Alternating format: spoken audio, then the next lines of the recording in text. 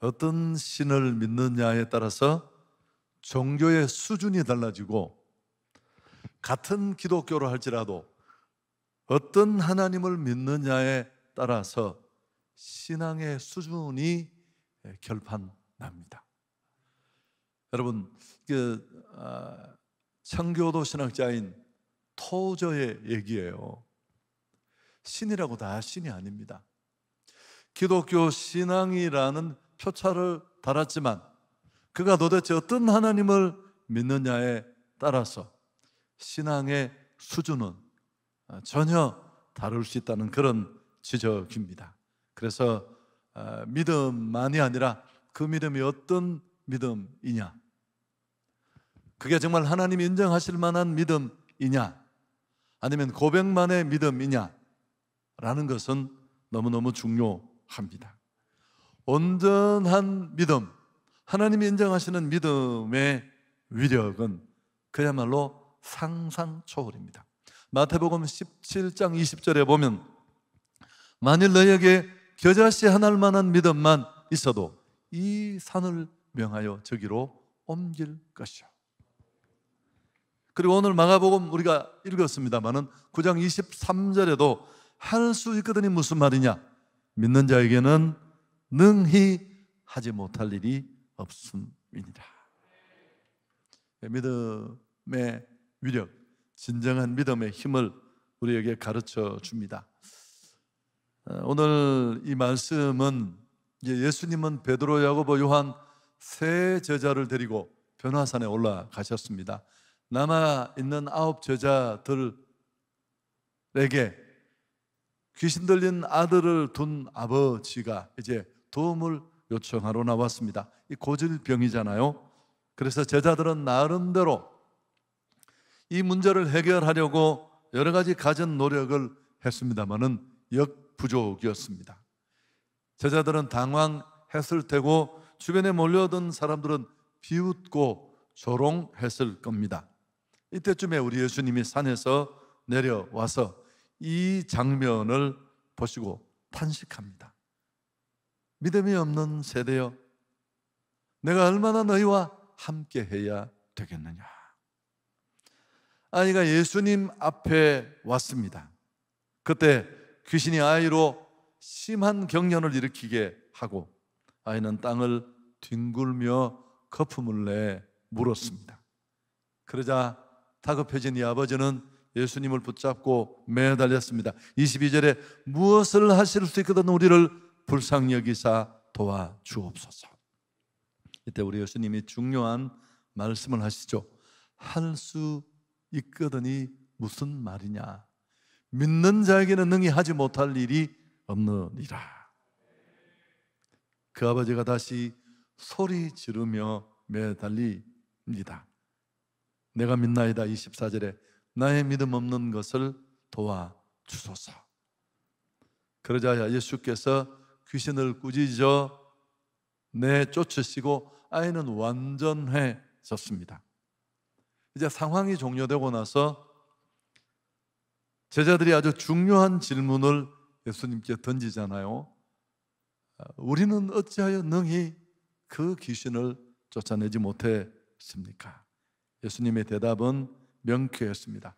19절에 이미 지나가면서 보여주었습니다마는 믿음이 없는 세대여, 내가 얼마나 너희와 함께 있으리요.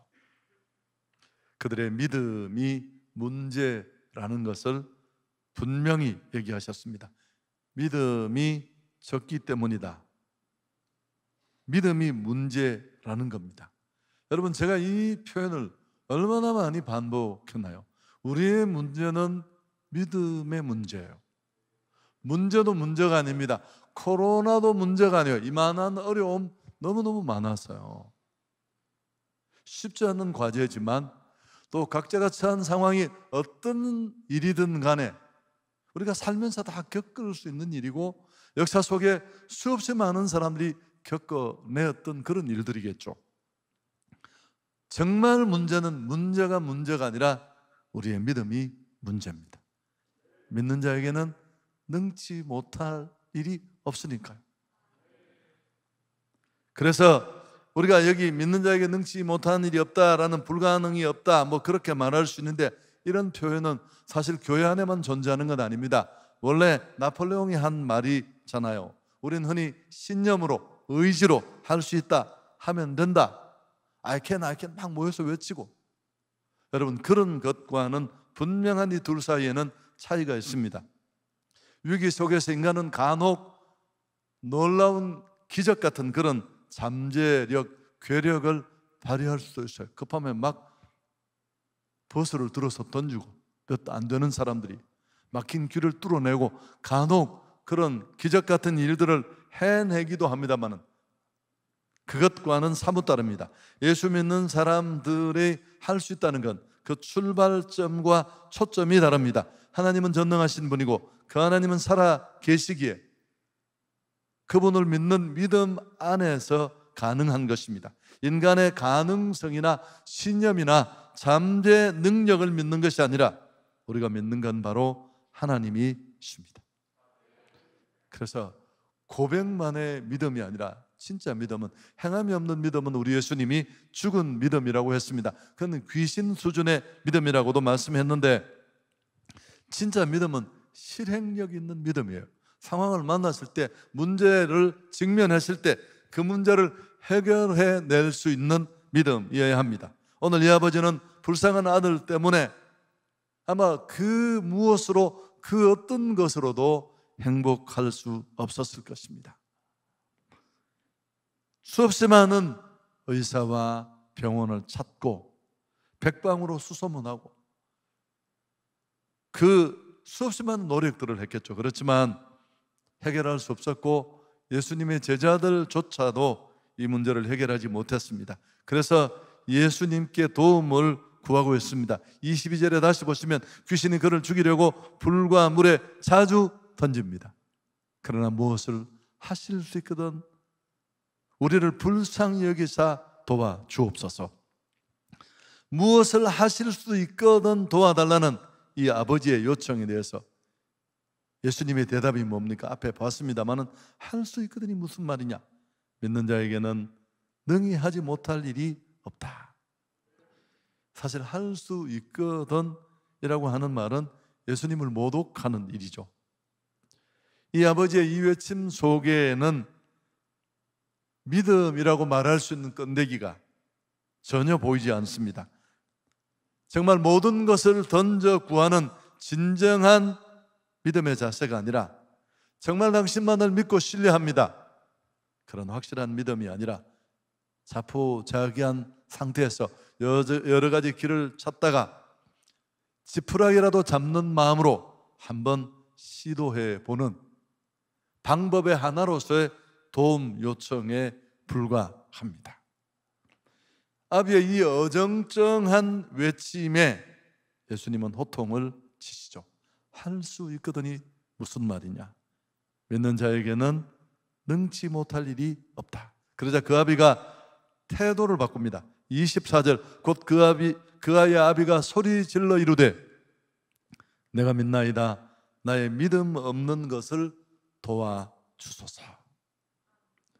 여러분, 사실 오늘 이 예수님의 질타를 받은 이 귀신 들린 자의 아버지, 이 아버지의 이 어정쩡한 모습은 어쩌면 우리의 모습이고 나의 모습일 수 있습니다.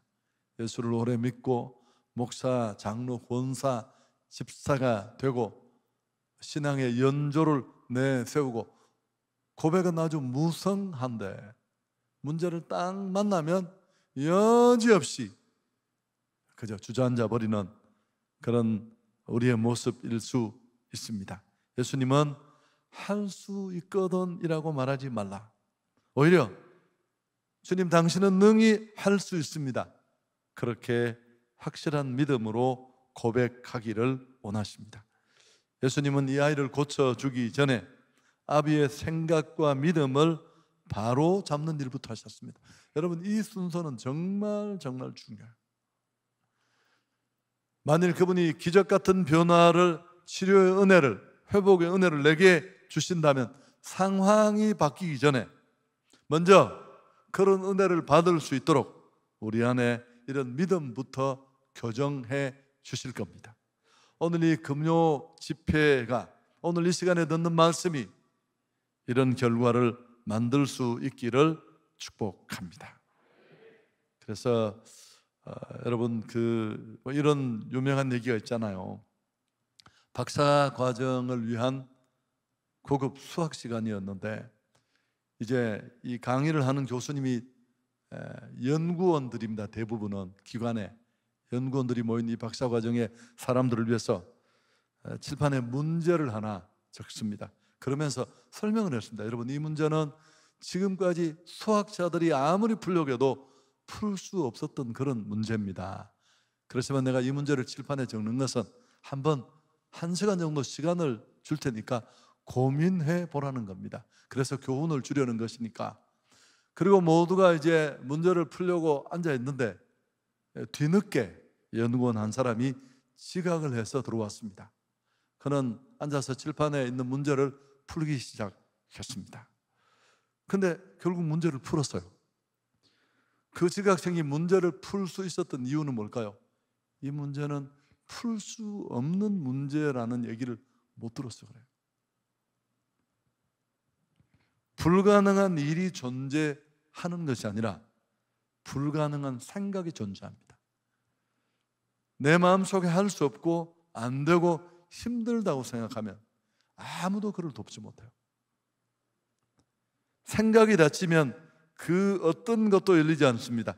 해답이 없다는 생각 때문에 안 된다는 생각에 포기하고 좌절하면 우리는 다시 오늘 본문에 보여주는 이런 변화와 기적의 주인공이 될 수 없습니다. 우리가 믿는 하나님이 어떤 분이십니까? 죽은 자도 살리시고 없는 것도 있는 것 같이 부르시는 능력의 하나님이신 줄 믿습니다. 아브라함이 믿었던 그 하나님이 나의 하나님이에요. 믿음은 내 불가능한 생각, 불가능하다는 상황, 그 모든 것도 굴복시켜야 비로소 가능합니다. 어려운 시대에 기적과 능력의 신앙인으로 살고 싶다면 지금도 살아계시고 역사하시는 이 하나님을 온전히 우리는 믿을 수 있어야 합니다. 정말 변화를 만들고 하나님을 온 세상에 보여주는, 당신은 하나님이 축복하시는 사람입니다. 하나님이 함께하는 사람입니다. 그런 간증을 얻기를 원한다면 문제만 보지 말고 그 문제 위에 계신 하나님을 볼 수 있어야 합니다. 역사의 주인공으로 일하시는, 그럴 때 골리앗을 찍어낸 다윗 같은 사람으로 설 수 있습니다. 보다 큰 인물이 되고 싶고 더 많은 변화를 만드는 기적의 주인공이 되고 싶다면 우리는 믿음으로 직면해야 합니다. 어느 용감한 스파르타 장군이 자기 칼은 너무 짧다고 투덜대는 불평하는 아들을 향해 뭐라고 했습니까? 야, 칼 바꿔줄게. 그렇게 말한 게 아니라 한 걸음만 앞으로 더 나가라. 한 걸음만 앞으로 나가라. 여러분, 직면하는 게 필요해요. 주저앉아 계산하고 따지는 게 아니라 부딪혀야 합니다. 저는 늘 그렇게 하면 합니다. 가장 나쁜 사람은 어떤 사람인 줄 아세요? 우선 첫 번째는 나쁜 사람이 나쁜 사람이지만 두 번째는 뭘까요? 맨날 얘기만 하고 주저앉아 있는 사람입니다. 이건 신앙만이 아니라 모든 일에 적용되는 원리예요. 고민했다면 이제는 부딪혀야 합니다. 직면해야 합니다. 그럴 때 우리는 변화를 만들어낼 수 있습니다. 우리의 문제는 언제나 믿음의 문제입니다. 내가 어떤 하나님을 믿느냐에 따라서 삶의 수준, 축복의 분량이 결정되기 때문입니다. 하나님은 전능하신 분이시고 내가 믿는 하나님은 살아 계십니다. 그래서 능치 못할 일이 없고요. 우리 주변에 지금도 범인이 꿈꿀 수 없는 일들을 해낸 수없이 많은 간증의 사람들, 그들은 하나같이 이런 사람들이에요. 스펙을 갖추고 할 수 있는 사람이고 학벌이 대단하고 원래 공부를 잘하고 똑똑했고, 그럼 원래가 은혜를 받는다니까요. 여러분, 전혀 그렇지 못한 상황에서 온전한 믿음으로 부딪혀서 만들어낸 결과입니다. 자, 이제 중요한 건 지금부터 두 번째인데요. 문제는 해결됐고 조금 전에 잠깐 살폈습니다마는 사람들은 예수님 곁을 떠났습니다. 이제 계시는 거처로 돌아가자 제자들이 굉장히 중요한 질문을 했잖아요. 정말 궁금했던, 사실은 심각한 물음 아닙니까? 우리가 늘 그분 앞에 던지고 싶은 질문일 수도 있고요. 28절에 우리가 어찌하여 능히 그 귀신을 쫓아내지 못합니까? 믿음의 부족이라고 했는데 마태복음 17장 20절에 보면 너희 믿음이 작다 그렇게 말했습니다만, 여러분 이 표현도 좀 예매할 수 있는데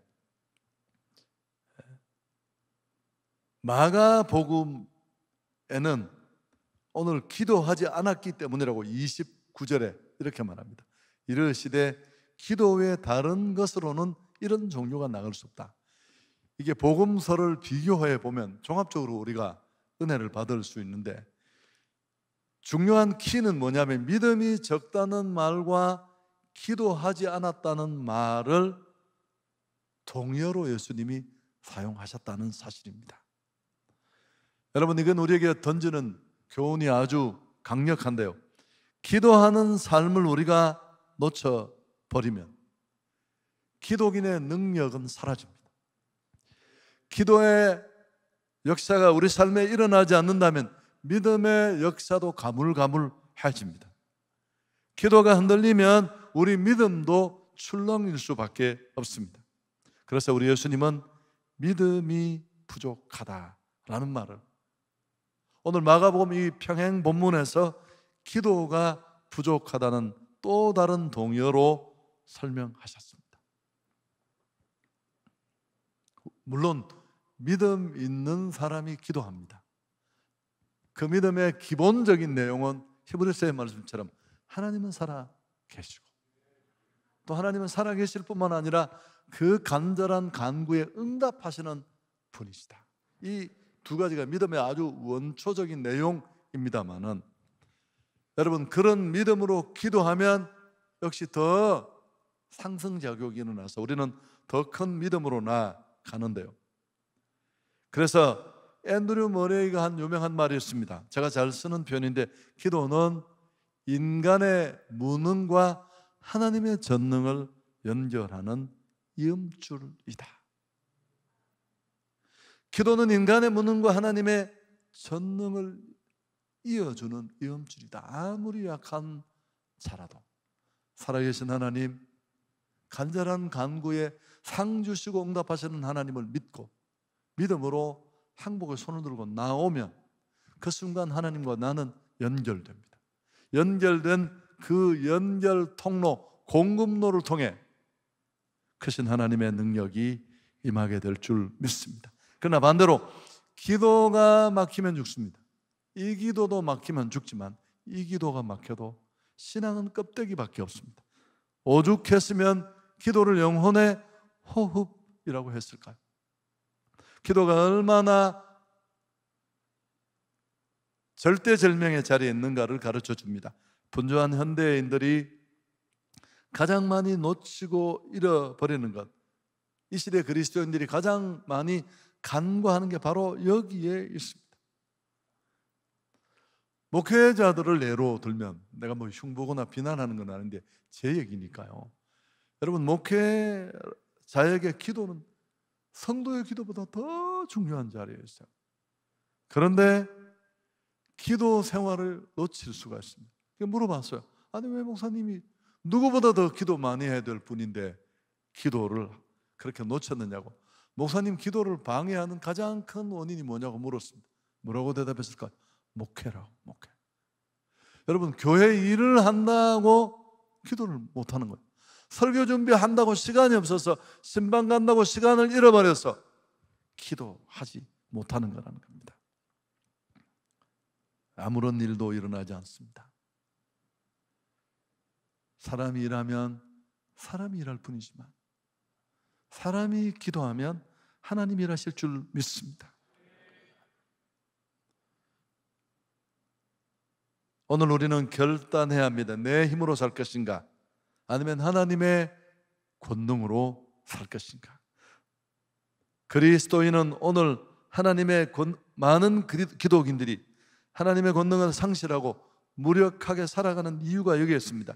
제자들의 실패의 원인도 그래서 기도 외에 이런 이유가 나아갈 수 없다. 저는 참 이 부분을 설명을 잘 못해서 그렇지 실감이 나죠. 실감이.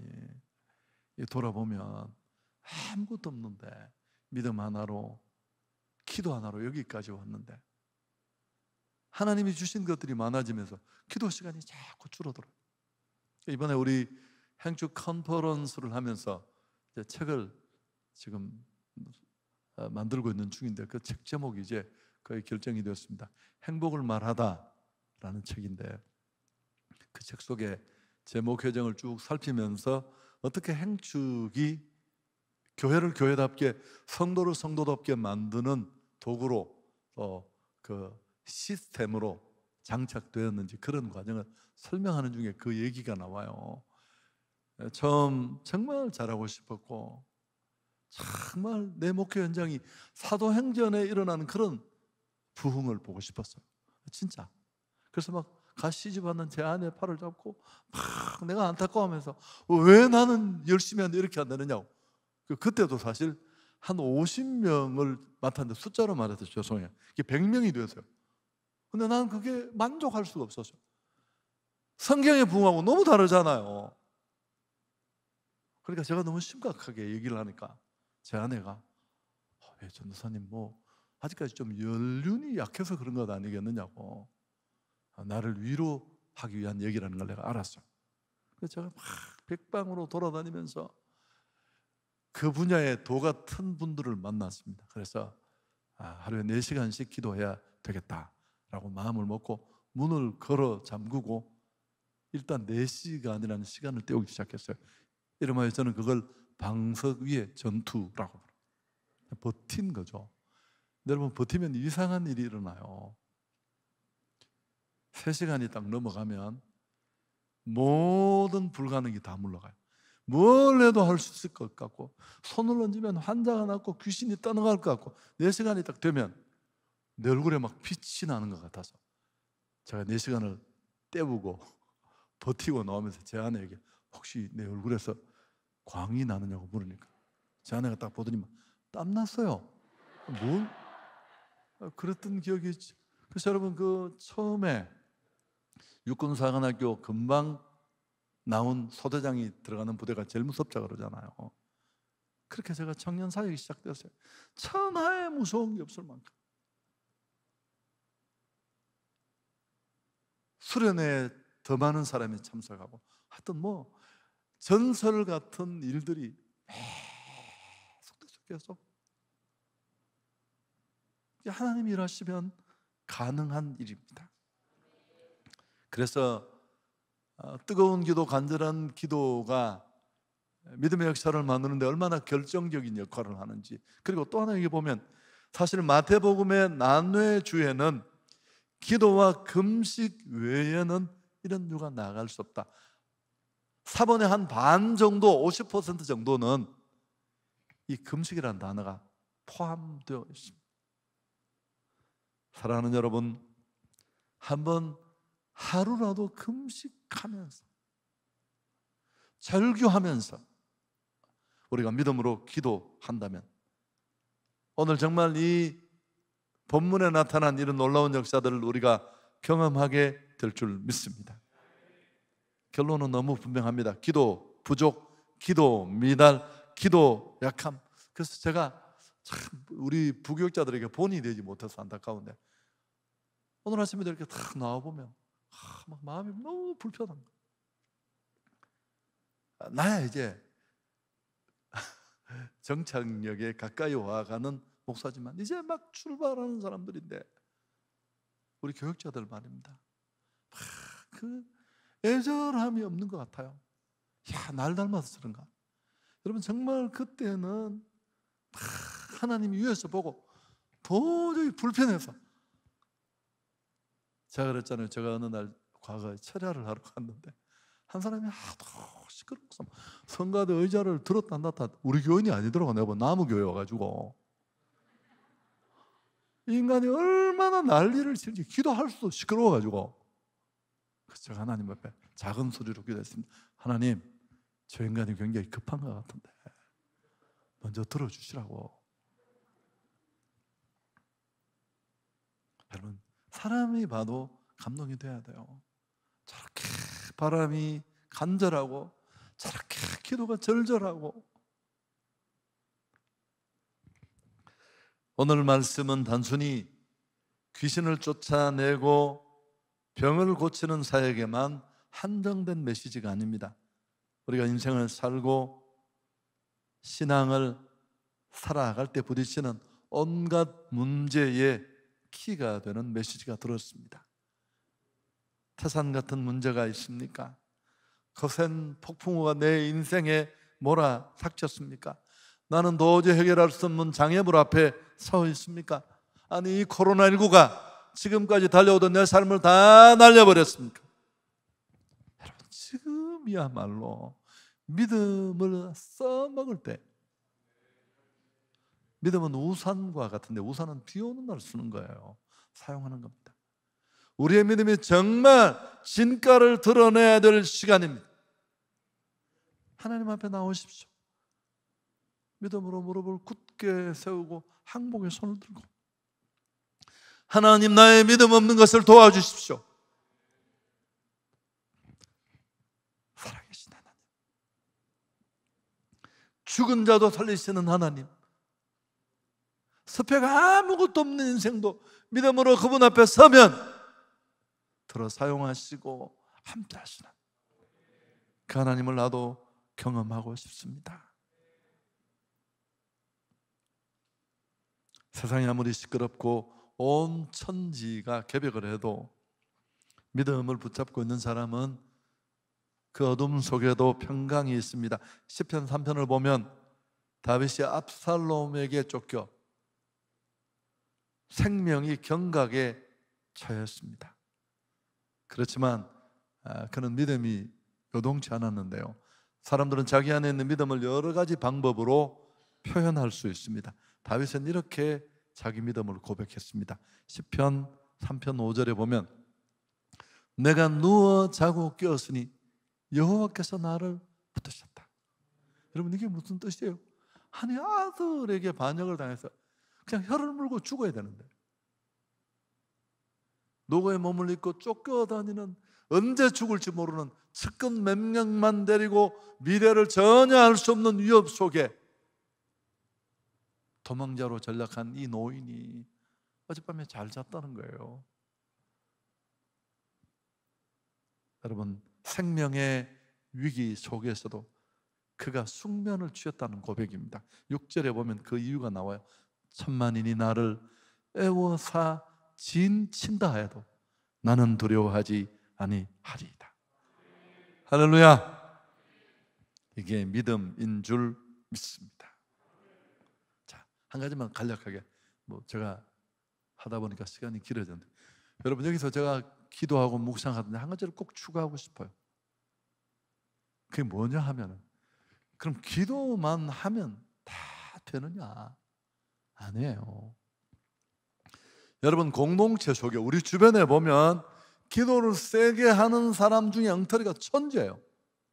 아니, 좀 더 제가 진전을 시키면 그렇게 기도를 하면서 점점 더 이상해지는 엉터리들이 수없이 많습니다. 여러분, 왜 그럴까요? 말씀과 기도가 함께 가야 될 줄 믿습니다. 오늘 이 아버지의 믿음이 예수님의 말씀을 통해 교정된 것처럼, 조지 뮬러는 마지막 얘기인데 생전에 5만 번의 기도응답을 받은 기도의 아버지라고 하잖아요. 최근에도 어떤 분이 그 무덤에 가서 사진을 찍어 와서 조지 뮬러에 대해서 몰랐던 게 너무너무 전 세계를 돌면서 선교 3바퀴를 돌았죠. 생전에 5만 번 기도응답을 받은 게 전부가 아니라 그는 무려 3개월에 한 번씩 성경을 떼었어요. 평생 200번 성경을 통독했습니다. 그리스도인이 힘이 약해져 하나님의 일을 할 수 없는 이유가 무엇입니까? 누가 조지 뮬러에게 물었습니다. 조지 밀러가 뭐라고 대답했을까? 성경을 읽지 않아서 그렇습니다. 조지 밀러가 기도해야 됩니다라고 말하지 않았습니다. 여러분, 그가 그렇게 많이 기도하면서 그의 기도가 이기적으로 치닫지 않고 그의 기도가 엉뚱한 방향으로 치닫지 않는 이유는 언제나 말씀의 지배하에 있었기 때문입니다. 베레아 사람들은 문제가 생기면 어떻게 했습니까? 하나님의 말씀이 뭐라 하는가에 관심을 두고 성경을 상고했습니다. 그리고 하나님 말씀에 비추어서 그 상황을 풀어냈습니다. 기분, 감정, 분위기가 아니라, 여러분, 이 두 가지는 우리 믿음의 열차를 달리게 하는 앞바퀴와 같아요. 너무너무 기본적이죠. 이 두 가지가 함께 가면 태산 같은 상황이 밀어닥쳐도 잠깐 요동할 수 있지만 여전히 온 세상은 하나님의 손 안에 있다는 것을 느끼면서 오늘 다윗이 누렸던 이 평안을 우리가 누리게 될 줄 믿습니다. 믿음보다 더 값진 보안은 없습니다. 제가 지난 주일에도 생각해봐도 인생이 초라해지고 늙어감 앞에 그 세월에 폭행하듯 다가오는 위력 앞에 다 날아가도, 그러면서 다시 가치 있다고 생각했던 것들에 대한 가치가 새롭게 계산될 때, 제가 목사로서가 아니라 한 인간으로서 돌아보면 결국 믿음이다. 내가 믿음이 없었다면 어떻게 될 뻔했냐, 그렇게 고백할 수밖에 없습니다. 오늘 이 믿음, 온전한 믿음의 힘으로 어떤 상황에서도 하나님을 보여주면서 승리할 수 있는 우리 모두가 될 수 있기를 주 예수 그리스도 이름으로 축복합니다. 우리 가을에 성경 한번 다 깊이 읽으면서 다시 한번 믿음으로 설 수 있기를 축복합니다. 하나님께 영광을 돌리겠습니다.